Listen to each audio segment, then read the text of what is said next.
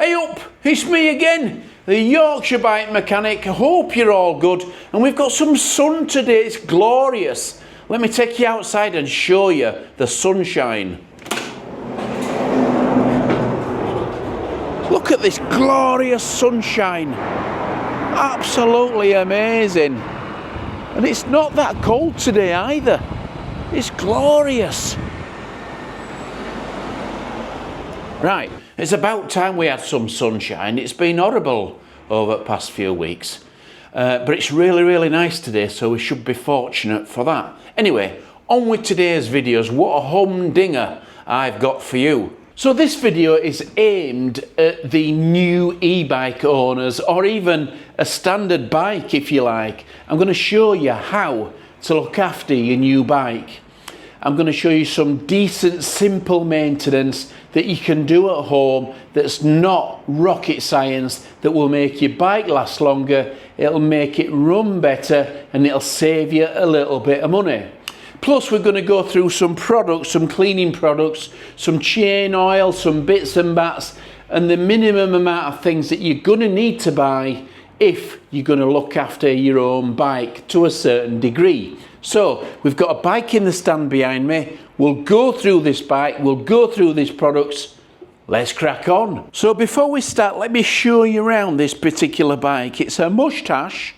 The girl who has it looks after it really well, as you can see. It's a lovely e-bike, and you can see what a good condition it's in. And that's purely because she looks after it and cleans it.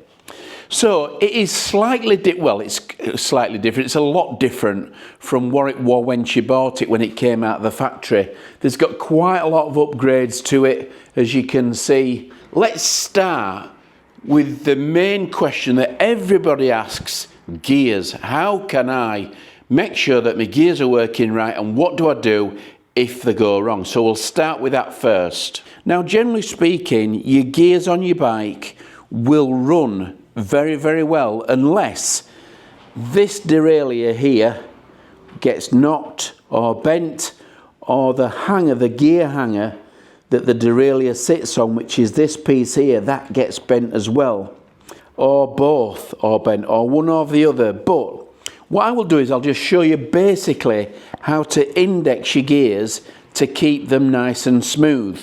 So the best way of doing this is, what we'll do is we'll undo this cable, we'll take it off completely, and we'll start from scratch. Because if your gears are not changing gear properly, it could be quite a number of things. So let's undo this cable first of all, and we'll take that cable out of there so it's completely loose. And what we'll do, we'll take a look at these particular adjustment screws here, because they do different things. So, say for example, what you need to do first of all, you need to make sure that your chain and your derailleur is aligned right on this bottom cog here. This is where you start your indexing off. So say your gears are all over the place, you need to really start from scratch and start again and work your way up from the bottom.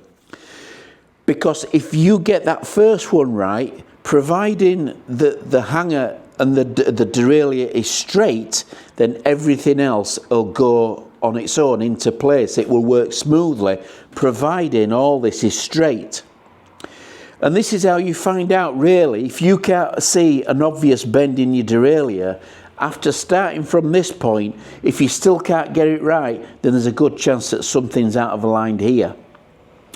So the first thing that you do is you get your chain aligned with this particular bottom cog. Now these screws adjust the lower and high limits of the derailleur. So the screw here adjusts the way the derailleur sits on this bottom cog. This screw here adjusts how far the derailleur goes when it goes up. Now we adjust that one there so it doesn't go over the top and go behind, the chain goes behind the cog. And we adjust this one so the derailleur doesn't go below and drop off the bottom. So we use that screw first, which is the far one, to make sure that this chain is aligned vertical with the derailleur. Now I'll move this screw so you can see up and down where it's actually going. Okay, so I'm turning it up, and you can see how much it's moving. You can see where it's moving to. Now if I take it all the way down, now that chain doesn't align right with that particular cog. So what we need to do is we need to make sure that we tighten that up enough so it's aligned with that cog. And the way that we know it is aligned with that cog is because when they turn the wheel, it's really nice and silent. Now if I adjust this screw while I'm turning, you'll see it starts to make a noise. Yeah, and it starts to go up to the next one. So we undo it and we get it in a position so it's not making a noise, it's just in the right place. Now once you get that screw in the right position and the chain is in the right position, that's the starting point to index your gears up to the top. So this is where we start to work up from. And now we can put this cable back in where it's supposed to be, so we can start to use the trigger to actually get it to move up on its own. So we'll put that cable back. I'll just get my 4mm and we'll just tighten that up, and you can use the adjuster on the handlebar on the shifter to change the position of this if you need to. But don't forget, with this is in a perfect position as it is now, but we've got a little bit of slack on here. So now we know that that's in the right position, we can test it again, and all we need to do is move a shifter up one so it goes up to the next gear. Okay, now we've moved it up one so it goes up to the next gear, but it's actually struggling a little bit. So what we need to do is adjust the adjuster on the shifter to make sure that it's actually shifting up to the next cog without dropping back down. You can see this cable needs tightening up slightly, and we use the shifter adjuster to do that, and we send it anti-clockwise by about 3 or 4 notches, and then we try again. We can see that's made a difference.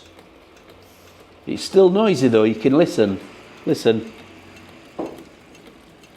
Okay, so then we turn it up, we turn the adjuster anti-clockwise by 2 notches, and then we'll try again and see what it's like. Still a bit more. Another 2 notches and try again.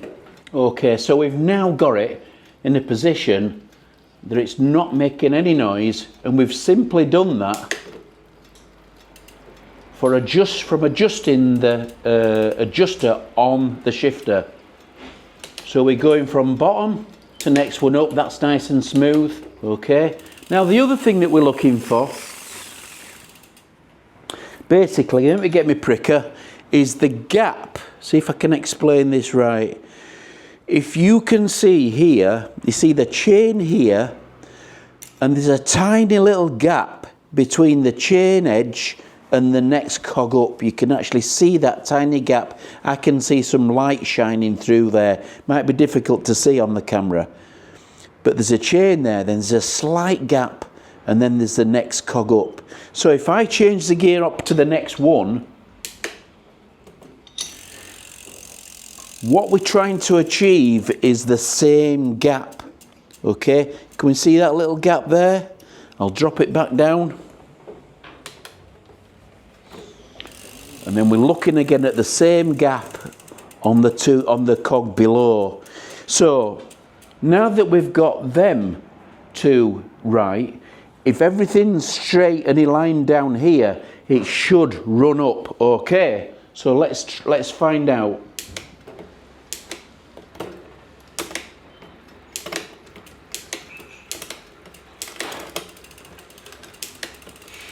and you can do some minor adjustments on the shifter if it's not right. Now this screw here that we spoke about before, which is the top limit screw, if I adjust that, you can see what it does. Now if you remember, this screw is to stop the chain going into the wheel. So if I tighten it up, you can see it'll start to move down. Can you see? And if I undo it, it'll start to go up. So you know it's in the right position when it's aligned on the top cog. And when you turn it and you put force on the derailleur, you can't push it into the wheel. And then you know it's in the right position. So let's go down.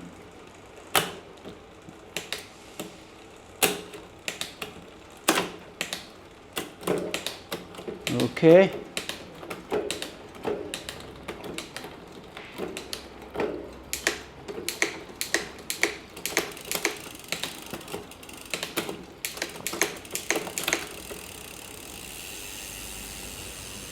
Now that's not bad.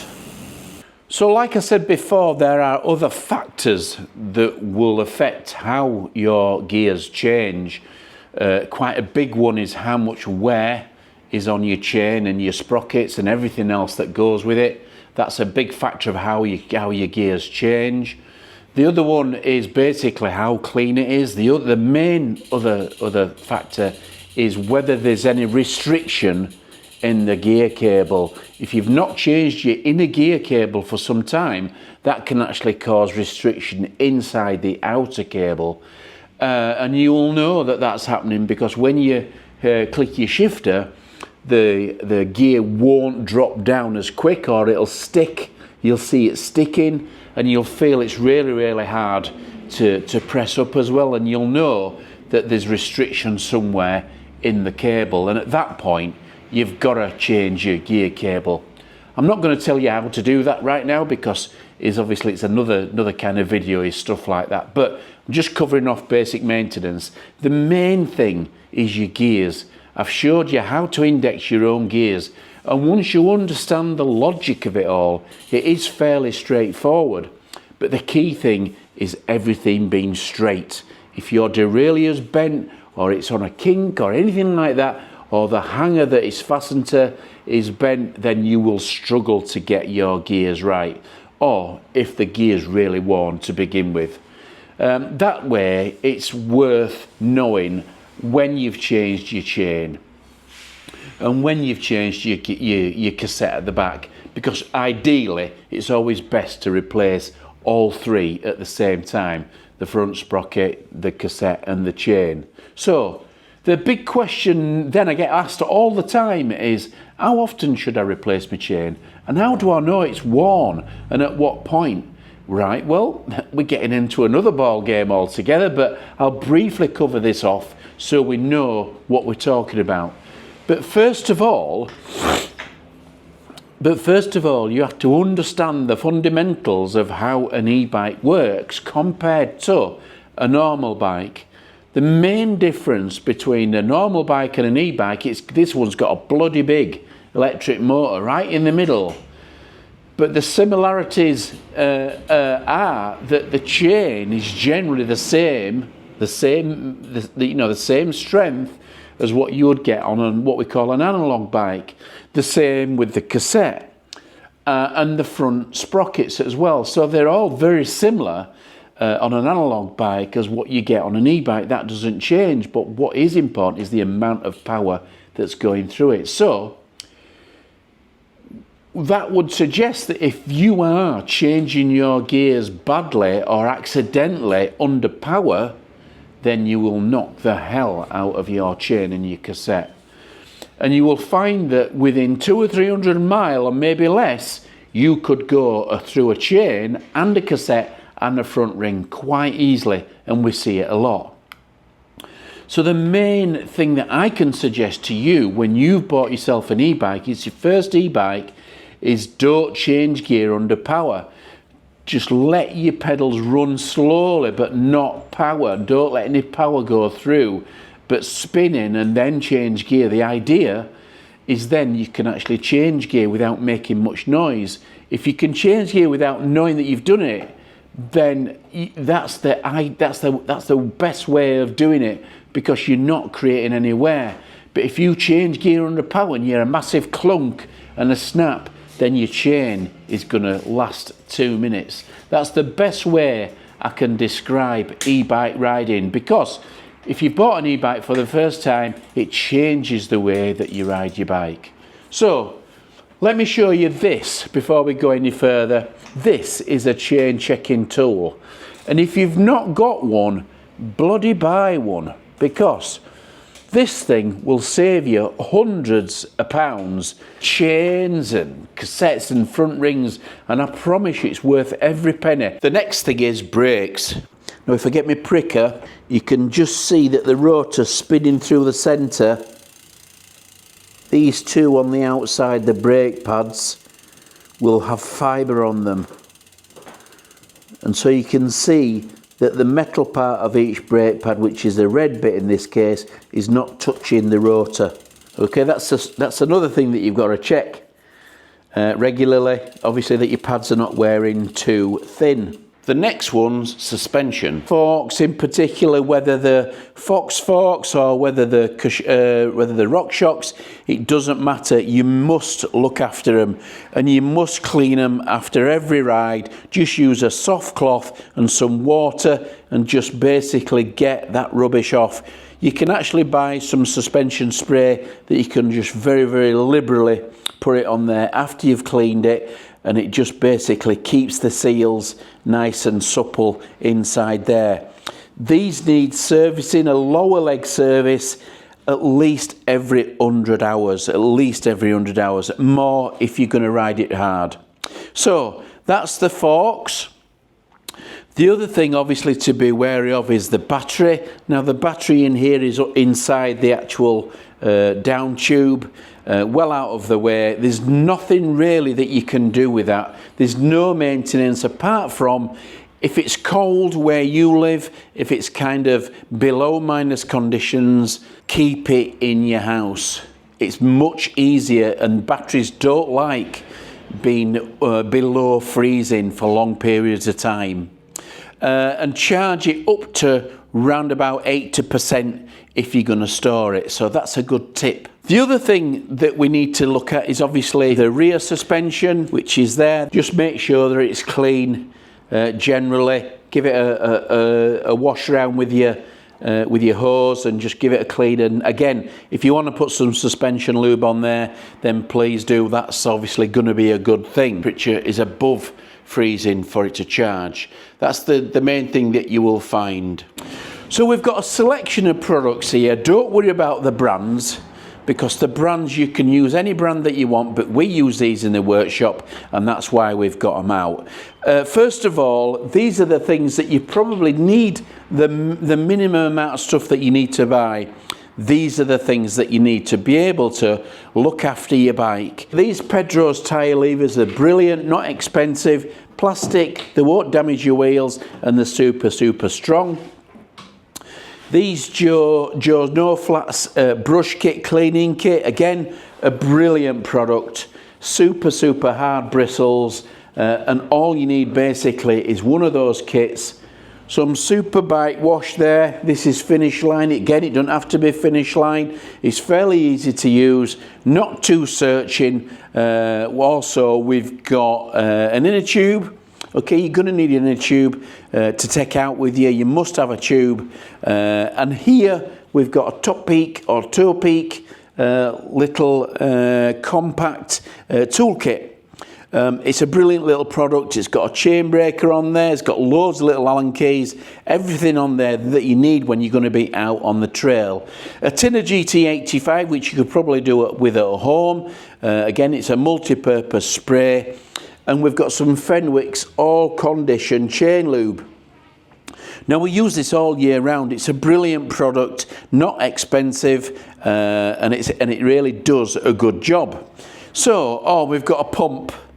We've got a pump as well here. If you want to keep it in your bag, obviously you're going to need to use that in case you get a puncture. And if you don't want to use a pump, then you're going to need to carry one of these CO2 canisters that will basically pump your tyre up straight away without any messing around. These are useful if you've got a tubeless setup as well. But the chances are that your bike that you've bought will not come tubeless. If you want to make it tubeless, that's a different thing altogether. Thanks for watching, thanks for subscribing. Toodle pip.